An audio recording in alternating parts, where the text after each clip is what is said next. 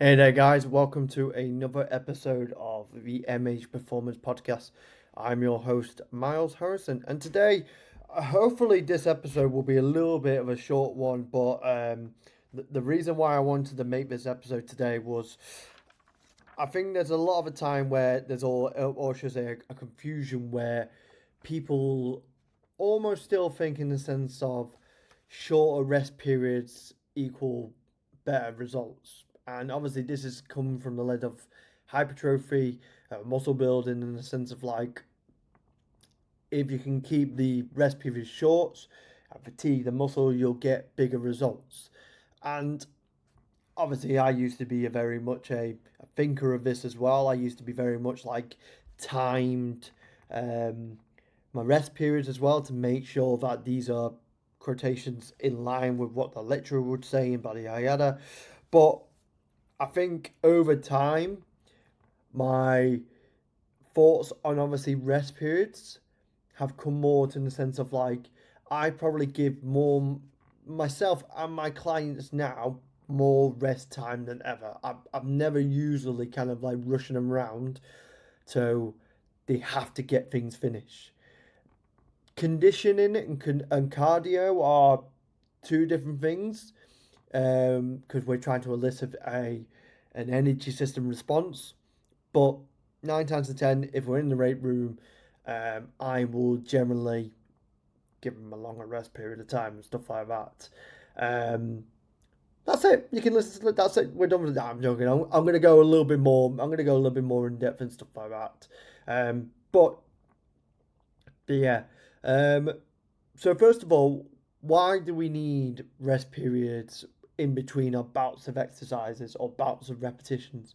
So the whole point of obviously resting in between them is obviously to recover our energy sources, so our things like our ATP, PCR, we're supposed to be clearing fatigue, allowing for higher force output as well, and that'll potentially allow us to work at a higher intensity and potentially work for a little bit longer. Um, and when it comes to exercises, a simple rule that I tend to follow is the harder the task, the greater the rest period should be. If we're something in the realm of, in the realms of for hypertrophy, um, we could do something a little bit more on the shorter rest periods. For example, 16 to 90 seconds is usually the ballpark most people say. And then as you go more heavier work, when you start looking at things like strength and more so for power, you can even look to 3 to 4 to 5 minutes. Especially if we're working on stuff like sprinting, like top end sprinting. You'll see these guys train and they'll do one sprint for like 20 to 30 meters and then they've got 5 to 10 minutes of rest. And the whole point of it is that anything highly neurological demands a hell of a lot from the body and the nervous system. And if we're not being able to constantly hit those doses, then one, you're not working on top speed, but you're more working on a conditioning basis. You're probably looking at the speed endurance or aerobic power and all that type of stuff. So it's really good to be clear with what we're trying to get out of that session, what's the motive is, and then from there you can design whether you want to obviously reduce the rest period of time, um, or you want to give longer periods of rest time to allow for a greater intensity bout. And the reason why we want to again give longer rest periods is because we're going to be able to work at higher intensity.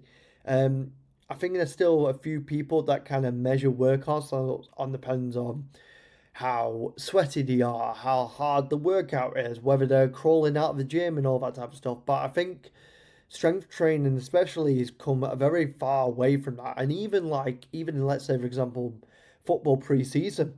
It used to be when I was younger that pre-season was brutal in the kind of sense of in the sense of you would finish your sessions like you're throwing up or you could crawl back to your car. It was really horrible. But even now, they're starting to get strategic. They're trying to be a little bit more, probably say less intensive. They're trying to be a little bit more strategic with it in the sense of like they know that they're going to be doing other stuff in there, whether that's skill development, whether that's obviously passage of play tactics, and all that type of stuff as well. So they don't absolutely bombard you, but they give you again the minimal effective dose to get the results that are needed without obviously the negative effect of potentially overtraining as well.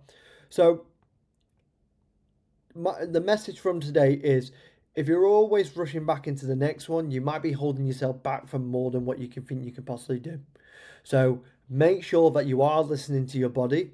If fatigue is high, rest longer, and fatigue will be manageable. Short rests for non-list and not blah, blah, blah. Bloody hell, Miles.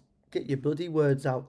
Um, yeah, listen to your body and give yourself more rest than you think. And you'll be quite surprised, one, how much harder you can actually train, how much load you can potentially lift as well, which is going to yield a better results for you.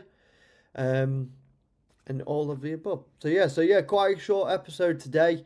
I wanted to kind of make this so I can also relate this to clients without going really kind of in depth, so they can kind of understand why I'm giving them a little bit longer rest periods. But as always, guys, if you have any questions on the matter, you can always drop me a message, and I can see what I can do. But hope you guys have enjoyed this episode of the MH Performance Podcast. I'll see you all in the next one.